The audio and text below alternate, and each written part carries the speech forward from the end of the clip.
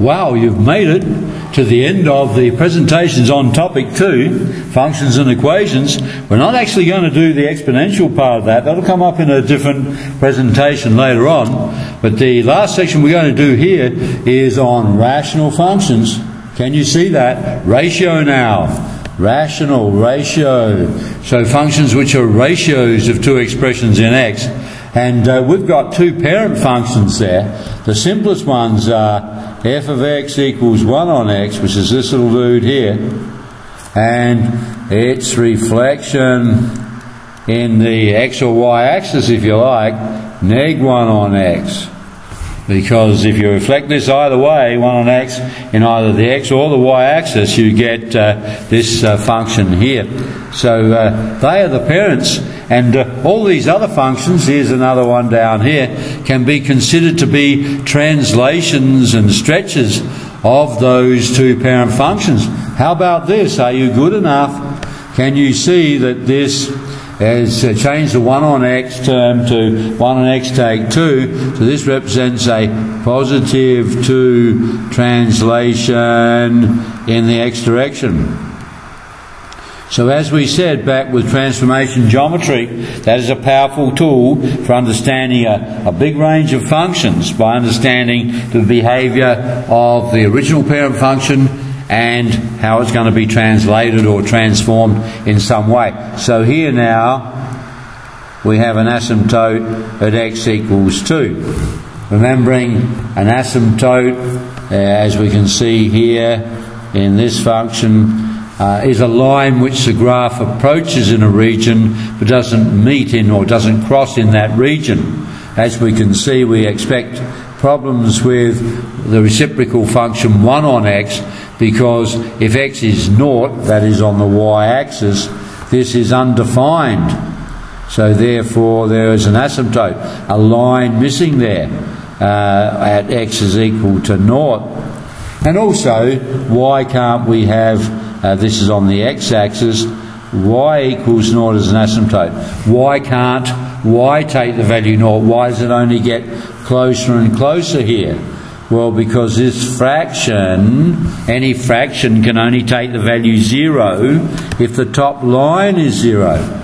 And the top line is 1, it never disappears.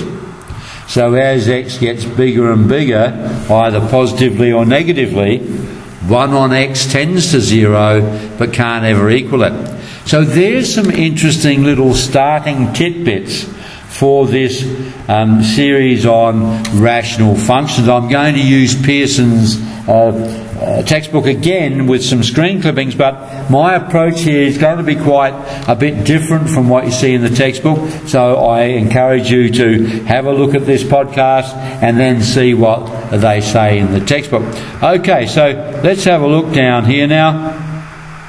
This is where we're headed. You know, a function as complicated looking at this as this one does.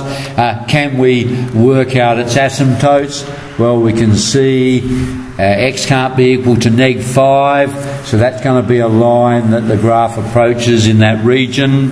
I don't know. We're going to learn in a minute about how the horizontal asymptote is the number 2. Why does it approach 2? That is not self-evident from this form of the graph, form of the function, I don't think. You can get from this graph the domain. You can see the only missing value is neg 5. The range, looking up and down, y is a member of R, give that a tick, but you can see it can't equal 2. We also want to work these things out, the X-Intercept and the Y-Intercept. So let's go on the journey together now, looking at these functions and trying to get to a point where without a graphics display calculator we can get a graph as good looking as this one here. Just keeping in mind that in paper 1 we won't have a GDC or any calculator for that matter. Alright, coming down now, let's have a look at the parent functions and let's go through the process with those. So the first one, what we start is the X-intercept is when y is equal to 0. When you put y equal to 0, there are no solutions.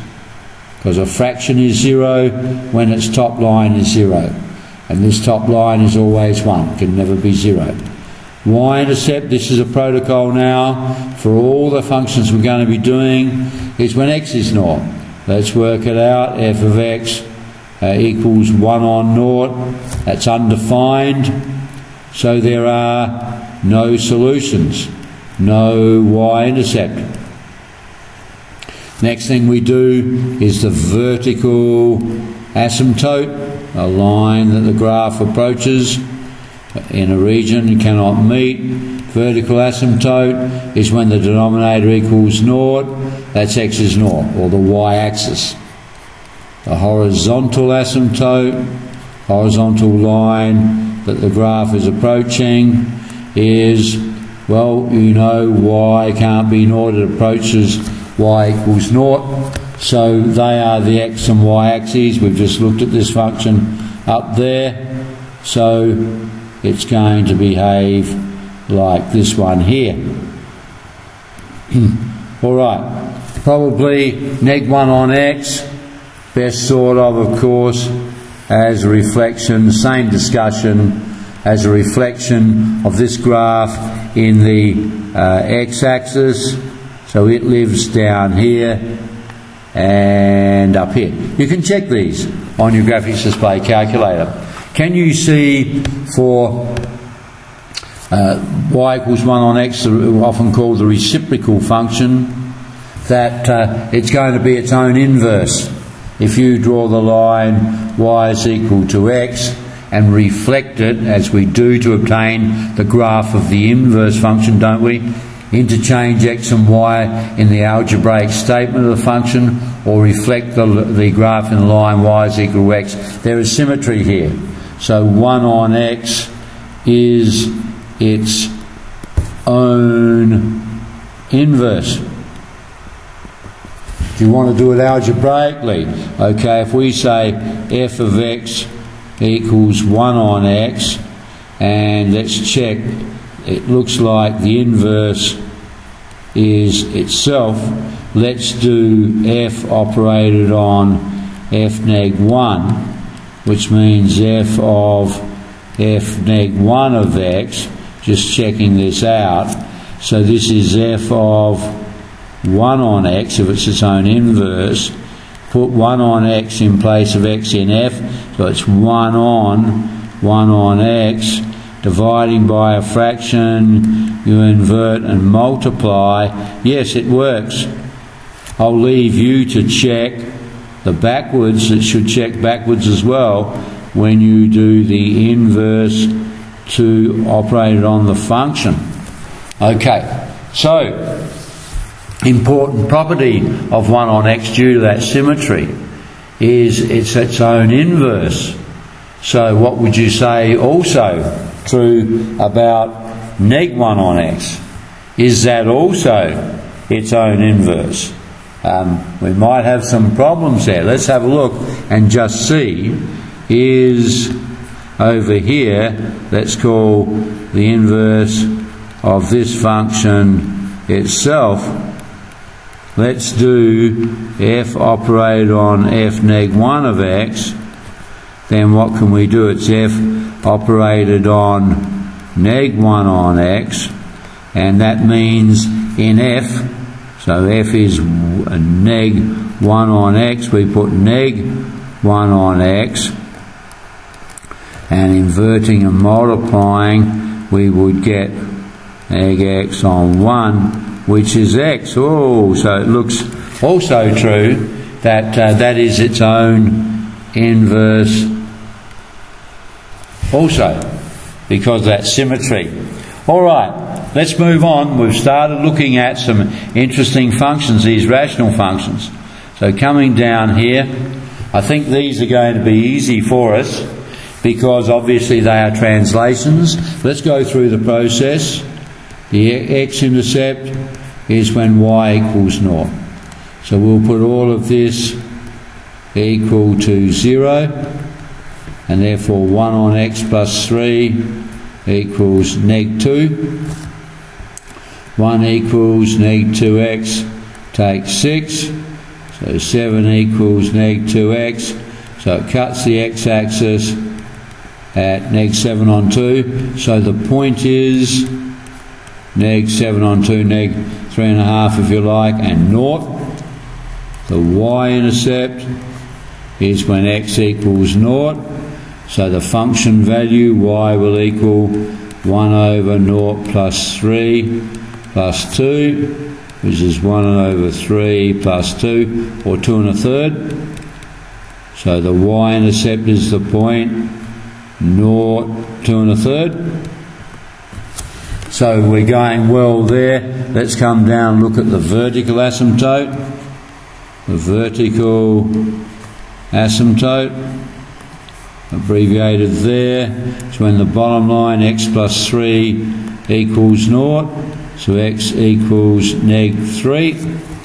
The horizontal asymptote, let's go back up and look at the function.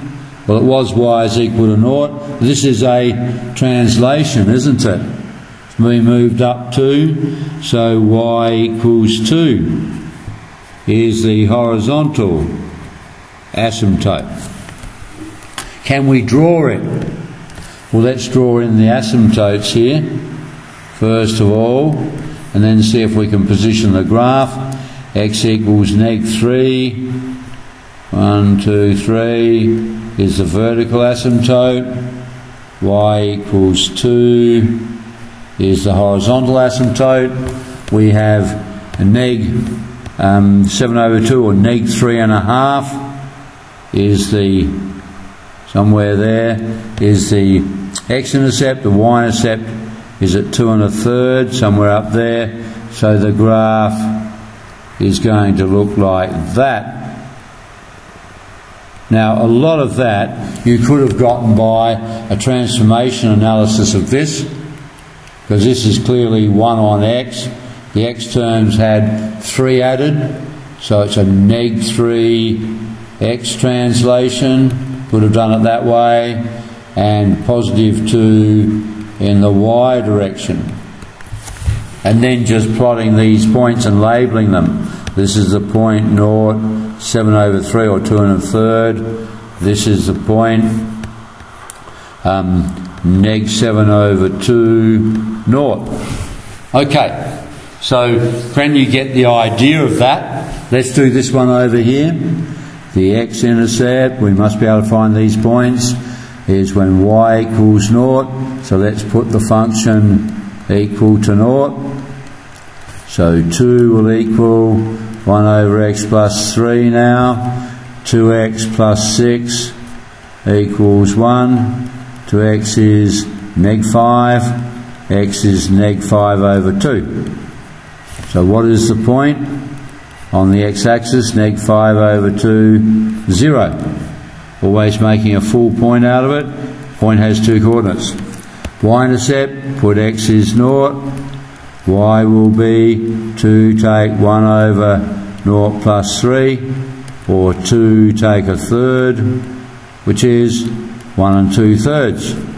So the point here on the y-axis is 0, 1 2/3, or 5 over 3. Okay, so we've got the 2 intercepts. Let's work out VA, the vertical asymptote, is when x plus 3 equals 0. So x is neg 3. The horizontal asymptote is being translated up to y equals 2. So, can you see? Let's have a look now. This is a little bit different, this one. Let's draw the graph. So similar. So here's neg 3 there, and y is 2. Similar there. So x equals neg 3, y equals 2. Let's put in the intercepts though. X is at neg 2.5 there on the y-axis, and 0, 1 2/3 up close there. The function's living there. Did you spot that? from a transformation point of view. Come up here. Can you see that overall we could have called this neg 1 on x plus 3 plus 2. So it's actually a neg 3x translation of neg 1 on x, and then a positive 2y translation. That's why this graph is in the quadrants it's in. It's over here and over here.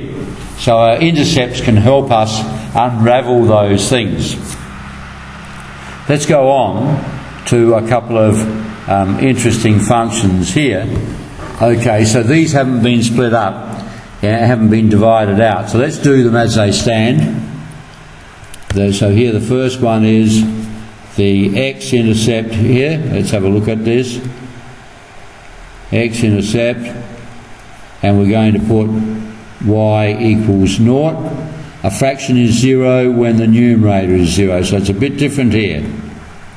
So x equals neg 2/3. So the point is neg 2/3, comma 0. The y-intercept, let's get on over here now. The y-intercept, I'll just get this right again here now. So let's scrub this out and just have a y-intercept. I've got a problem with writing there. Y-intercept is when x is 0. So x is 0 here, and putting that in the function, y will be 3 times 0 is 0 plus 2 over 0 plus 1 in the bottom line is 2. So the actual point, the complete point, is 0, 2. So we have an x-intercept and a y-intercept. Let me just fix that up over there, I think. Y-intercept. Okay. What about the vertical asymptote? Okay, that's the bottom line equals 0, x equals neg 1.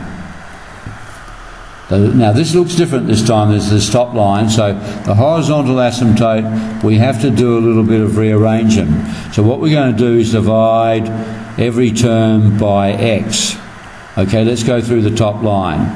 So this is f of x is now going to equal 2, top and bottom by x is 3x over x is 3, plus 2 over x, and then divided by x over x is 1, plus 1 over x. So I've divided all terms by x. That's okay, as long as we do the same to top and bottom. Why is this a valuable form? We can see as x takes large positive or negative values, call it plus or minus infinity, these terms are both going to tend to 0. You're going to have a constant over a growing number. So the function will tend to 3 over 1, or 3. Okay, so that's our discussion there. When they are not divided out, and you can't use translations and analysis there, or transformation approach, then you would do it this way. Let's now try and draw that function from what we've got, the information we've got there, x and y. So we know here we've got 3 for the horizontal asymptote, y equals 3, excuse me, and then at x equals neg 1 is the vertical asymptote. Let's plot the x-intercept is at neg 2/3, so that's somewhere in about there on the x-axis, and the y-intercept is at 0,2, which is there. So we've got a function better drawn on graph paper here, which comes like this. Okay, we're not too happy with that. So we're coming there with the x-axis. Goes there, and there'll be a symmetrical part on the other side there. So this distance should be the same. There should be symmetry about the intersection of the asymptotes due to the symmetry of the original graph. All right, is there another way of understanding this function? So 3x plus 2 on x plus 1. Let's see now. 3x plus 2 on x plus 1. There is another way of looking at it, and you can say, well, can you see that to get 3x, I'd actually have to multiply this bottom by 3. So let's multiply the bottom term by 3. And I'm trying to write the top one in terms of the bottom. So let's have a look. The bottom line would be 3x plus 3. Okay, so if you multiply it by 3. Now what do you need to get 3x plus 2? You need to take 1. So let's rewrite the function as 3 lots of the bottom line, take 1, and then leave the bottom line the same. So that works, doesn't it? 3x plus 3, so that's 3 times the bottom line, and then if we take 1, it comes to 2. What have we just done though? We've called the top line 3 lots of x plus 1, take 1, all divided by x plus 1. So here it's 3 lots of x plus 1 over x plus 1, take 1 lot over x plus 1. It's actually 3 take 1 over x plus 1, or you might like to write that as neg 1 over x plus 1 plus 3, because the sign for 3 is in front of it. Hey, that is powerful, because looking back at our graph, we can say it is a neg 1 x translation, and a plus 3 y translation of neg 1 on x. Let's go up. Oh yeah, it's neg 1 on x because it's in these quadrants, and yes, it is a neg 1 plus 3 translation. So do you want to have that look at it as well? So the aim here is to write the numerator as an adjusted multiple, adjusted because you have to adjust the number down the end, multiple of the denominator. So you work out, to get your x's here, get 3x, you need 3 lots of the bottom line, so you write it in there. Then you adjust it so that it does come to the same constant on the end, and so on. Let's do a harder one. Well, first of all, I think, shall we just do this one the straight way? So the x-intercept is when y is 0, a fraction is 0, when the numerator is 0, so 3x is 4, x is 4 over 3, so the point now is 4 over 3, comma 0 for the x-intercept. Y-intercept is putting x is 0, so y would be 3 times 0 is 0, take 4 in the top line, 2 times 0 plus 1 in the bottom line, it's neg 4, so here the y-intercept is 0, neg 4. Okay, now let's do the vertical asymptote. Vertical asymptote is when the bottom line equals 0, which implies x equals neg a half. And the horizontal asymptote, divide top and bottom by x, so that's 3x on x is just 3, take 4 on x, 2x on x here is just 2, plus 1 on x. And we can see as x takes large positive or negative values, 4 on x and 1 on x both tend to 0. So y will tend to 3 over 2. So y equals 3 over 2 is the horizontal asymptote. Alright, can we draw it based on that? I think we can. So let's have a look. Here's our set of axes here. So let's put in the vertical asymptote. X is neg a half, somewhere there. y is equal to 3 over 2, somewhere there. It's not hard to get this going. Y-intercept is at -4. That's 1.5, so that's 1, 2, 3, 4. So we have an intercept down there. Then what was the x-intercept? At 4 over 3 naught. So 1.1/3, something like that. So our graph is going to lie there and somewhere up here. Should really trace a couple of points on the calculator. If you can't have the calculator because it's paper 1, we would sub in maybe -1 and -2 to get a couple of points here so that we've got some accuracy. But can we do this one also by playing with the functions? 3x take 4 on 2x plus 1. 3x take 4 on 2x plus 1 is our function. What do I multiply the bottom line by to make it 3x? I've got to multiply it by 3 over 2. Let's do that. 3 over 2 times 2x is 3x. Plus 3 over 2 times 1 is 3 over 2. Now what do I have to make here? What do I have to take away to create a 4? That's 1.5 take 5.5 would do it, wouldn't it?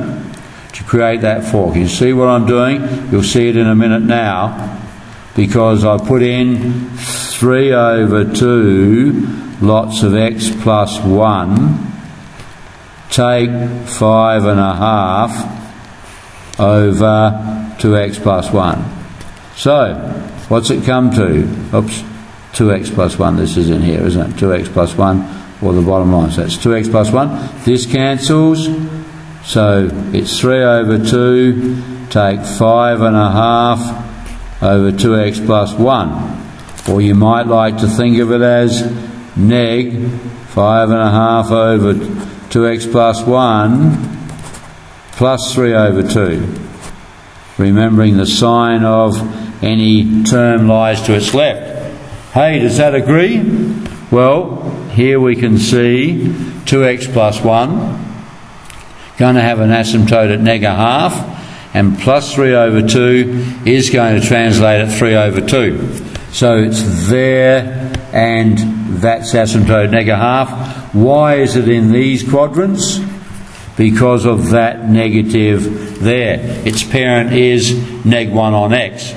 So you can actually do this bottom manoeuvre here, where you're trying to write the top line as a multiple adjusted of the bottom line, and therefore getting this split statement here, where from which you can see the translations that have been done. You still really do need the x and y intercept and some points to smooth out the graph, if you like. Alright, let's go down and have a look, okay, at what we've found here. So Pearson's has actually abbreviated it a lot. What are the zeros or the x-intercepts? X-intercept, you always put the top line equal to naught, so that's going to mean it's x equals neg b over a.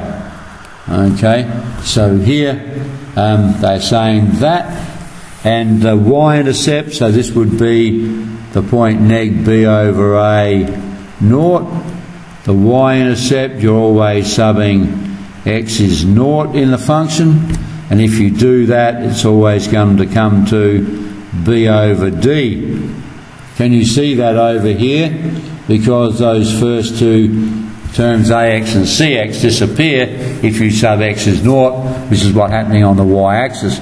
So don't forget, intercept is a point. It's got an x and a y, even though one of those might be 0.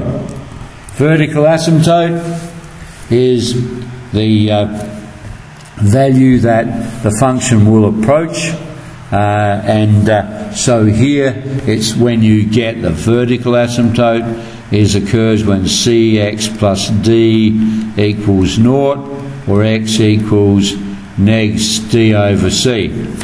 And when you plot that line, you're going to have it going up like that or down like that, or maybe if it's the other type of function, like that.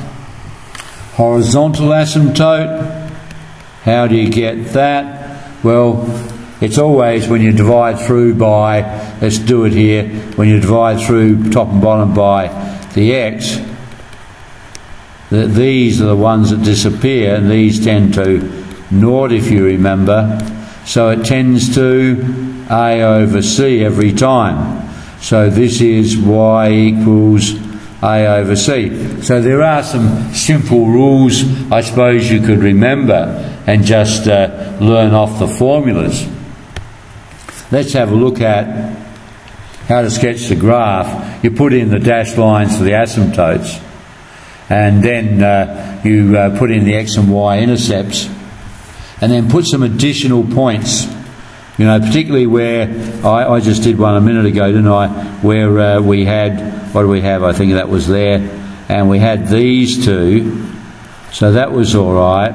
We had the x and y intercepts, we had this here, x and y, but how far out there do you go? Had no points, so you need to substitute in additional points to make a reasonably accurate sketch, and the IB do like that. You need to have an accurate sketch. Now the domain and range is always all real numbers with the exception of the asymptotes. So here that'll be, let's go back up here to the vertical asymptote, so we can see here in general, vertical asymptote's that, horizontal asymptote's that, so the domain equals the set of x such that x is a member of R, but x is not equal to whatever the asymptote value is, neg d on c. That's the only hole in it, looking this way. Only hole is the vertical asymptote. The range is a set of y such that generally y is a member of R. What's the only hole in it, looking at this way, is the horizontal asymptote, which is y is not equal to a over c. So there are helpful patterns in the rational functions expressions that we can pick up on. All right, you might like to summarise this. I think this is a reasonable summary. I think you also need to write out a typical example though, and the setting out like this is important. Setting out so that we can see X-intercept, make a complete point with an X-coordinate, Y-coordinate, Y-intercept, state how you've got the vertical and horizontal asymptotes, and then the graph. All right, time to have a go. So here they are. Questions 1 to 8, sketch the graph without the aid of a calculator. Remember, paper 1, no calculator at all. No graphics calculator or any other calculator. So to create extra points, to give a good shape to your graph, you will need to substitute the x values in yourself. Longhand, with a piece of paper or something. Okay. Now we have to put in the x and y intercepts on these graphs and state the domain and range. So a fair bit of work here, and you need to do it on graph paper, because that will be supplied in the examination. So you need to use graph paper. It is marked quite viciously. You must have accuracy here. All right, I am strongly suggesting you do all of those and come down and have a look at the answers. 1 to 8, so we've got them there. 3, don't cheat. Have a go first. Are yours as accurate as these? Okay. Just pausing at any time there that you might want to mark your work. Alright, so going back up, that's 1 to 8. What's question 9 to 12? Use your calculator to sketch a graph and state the domain. I want you to practice by hand again. Practice by hand, I think, is important. And check it on the calculator. Come down. Do you get these 4 down here? Had a look at number 9. We could pause it there, check it again. and then 10, 11 and 12. If you're actually using a calculator, you do have to put points in. You know, they have to be, these distances here have to be right, so you still have to, with a calculator, plot accurate points there. Okay, so coming back up, we've only got 13 and 14, and that's some general discussions there that you might make, and of course if we go down, those general discussions are down the bottom there. Okay, the IB has not usually asked in the past that type of question, but that's something that you might build up towards. All right, okay, you have done well. Congratulations on getting through this first topic in our presentations in this syllabus of the new IB course, Functions and Equations. Have fun doing some practice, make your notes, and we'll be moving on in the next presentation to another topic. So for me at the moment, it's cheers for now.